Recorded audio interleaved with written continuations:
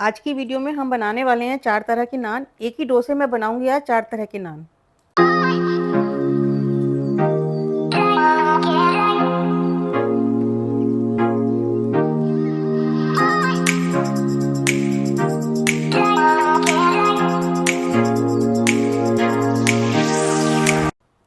नान बनाने के लिए सबसे पहले हम डो लगाएंगे। डो के लिए मैंने लिया है 1 कप मैदा, आधा चम्मच नमक, आधा चम्मच चीनी और 1/4 चम्मच बेकिंग सोडा। आपके पास अगर बेकिंग सोडा नहीं है तो आप बेकिंग पाउडर का भी यूज़ कर सकते हैं।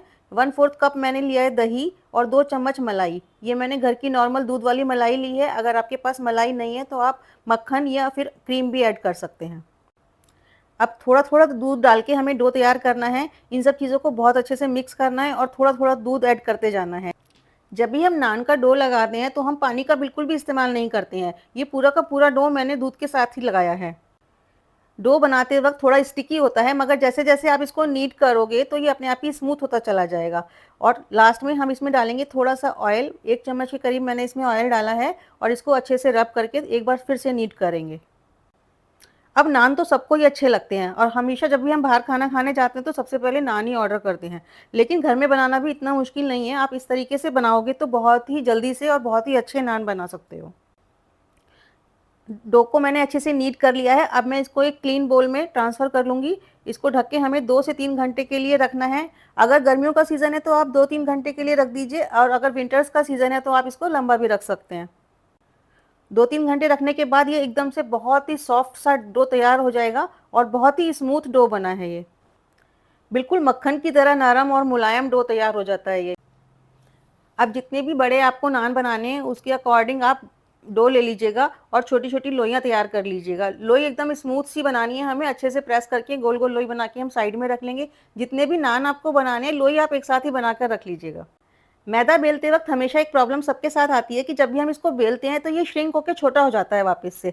लेकिन अगर आप डो को रेस्ट करने रखोगे 2 से 3 घंटे के लिए तो ये बिल्कुल भी छोटा नहीं होएगा और बहुत अच्छे पतले अच्छे करारे नान बनेंगे आपके।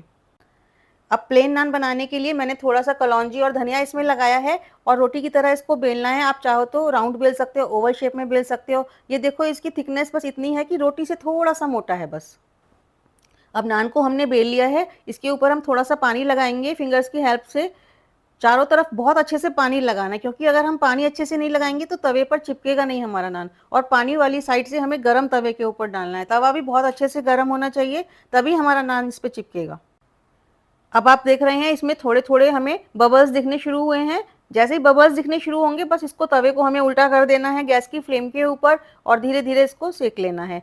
करीब 1 से 2 मिनट में ही हमारा नान बढ़िया सिक कर तैयार हो जाता है। देखो कितना अच्छा गोल्डन कलर भी आया है और इसको किसी भी कलछी की हेल्प से या पलटे की हेल्प से हम निकाल लेंगे।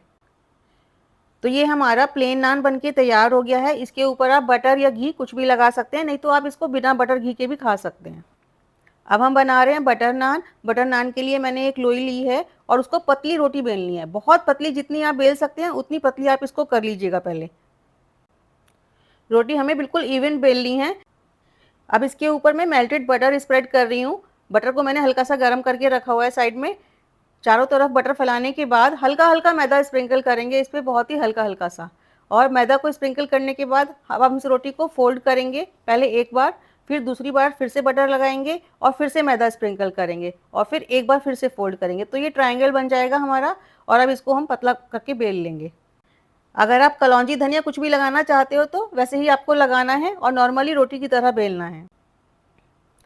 नान बेलने के बाद इसके ऊपर फिर से पानी लगाएंगे जैसे पहली वाली नान पे लगाया था और गरम तवे पे चिपका देंगे और उसी तरह से हमें बिल्कुल सेकना है। इसमें बबल्स आने लगे तो इसको फ्लिप कर देना है तवे को और देखो नान कितने अच्छे से फूल गया है।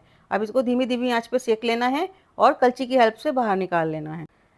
घर के नान बहुत हल्के होते हैं, बहुत लाइट रहते हैं। अगर हम बाहर के नान खाते हैं तो वो बहुत हैवी होते हैं, मोटे-मोटे बने होते हैं, अंदर से कच्ची मैदा भी निकलती है उसमें। अब थोड़ा-सा बटर मैं इसके ऊपर रब कर रही हूँ टेस्ट के लिए। आप चाहो तो इसको ऐसे भी खा सकते हो, मगर बटर से बहुत अच्छा टेस्ट आता है और देखो इसकी लेयर्स कितनी अच्छी खुल गई हैं। जब भी आप घर में नान बनाएं इस बात का ध्यान रखें कि आप लोहे के तवे पे ही नान बनाएं। कभी भी नॉन स्टिक तवा इसके लिए यूज़ ना करें क्योंकि नॉन स्टिक तवे पे नान चिपकेगा भी नहीं और आपका तवा भी खराब हो जाएगा। चूचूर नान के लिए मैंने वही एक लोई ली है और उसको बहुत ही पतली रोटी बना ली है, बिल्कुल चकले जितनी बड़ी मैंने रोटी बना ली है।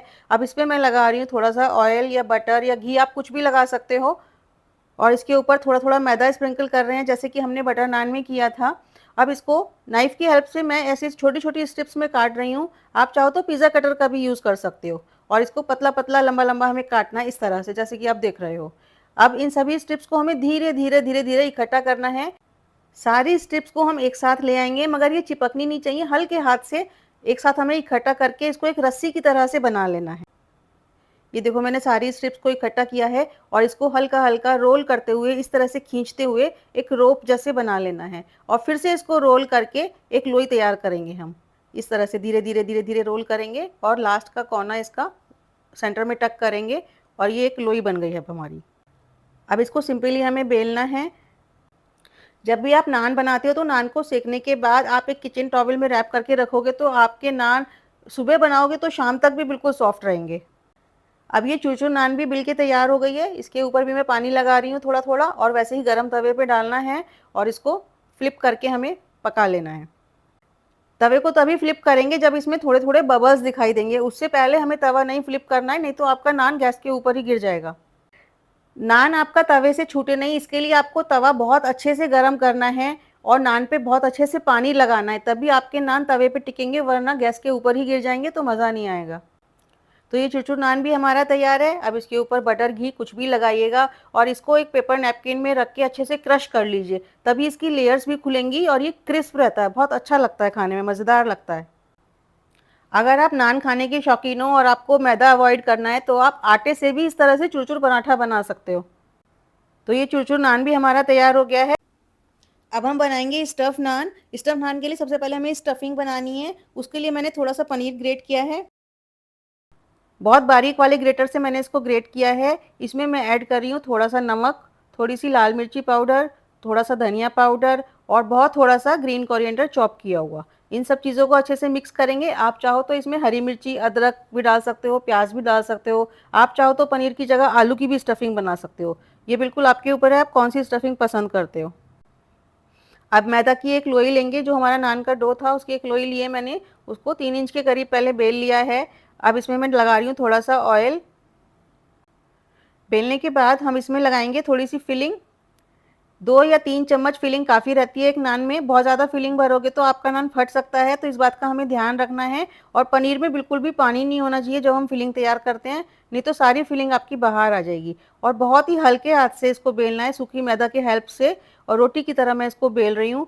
थोड़ा सा इसको ओवल शेप में भी बना सकते हो, आप चाहो तो राउंड शेप में बना सकते हो। मैं इसको आज ओवल शेप में बना रही हूँ।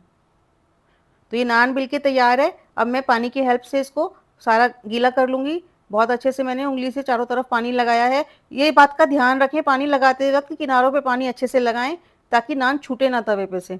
अब इसको गरम तवे पे डालना है और उसी तरह से बबल आने तक वेट करना है। बबल आने के बाद हम तवे को फ्लिप कर देंगे और नान हमारा सिक जाएगा 2 मिनट में। कभी भी आप घर में नान बनाते हैं और 2-4 नान बच जाते हैं, तो कभी भी आप उसको माइक्रोवेव में गरम मत कीजिएगा, वरना वो रबर जैसे हो जाते हैं। तो हमेशा जब भी नान गरम करनी हो तो तवे को गरम कीजिएगा और उसके ऊपर गरम कीजिए। जब भी हमारा नान सिक के तैयार हो जाता है, तुरंत ही उसके ऊपर घी या बटर आपको जो भी लगाना है लगा दीजिए। उससे क्या होगा कि आपका नान एकदम से सॉफ्ट रहेगा, कड़क नहीं होएगा। तो ये स्टफ़ नान भी हमारा तैयार हो गया है। इसको तवे पे से हम निकाल लेंगे एक कलछी की हेल्प से, क्योंकि इसमें स्टफिंग है तो थोड़ा-सा मुश्किल से निकलता है ये। ये देखिए दोनों तरफ से पूरा अच्छे से सिक गया है। इसके ऊपर भी हम ऑयल या घी आप जो भी चाहें वो लगा सकते हैं, ताकि ये सॉफ्ट रहे। तो आप लोग भी नान ट्राई कीजिएगा और मुझे बताइएगा कि आपको कौन-सा नान ज़्यादा अच्छा लगा है। मिलती हूँ आपको नई रेसिपी के साथ अगली वीडियो में, तब तक के लिए बाय बाय।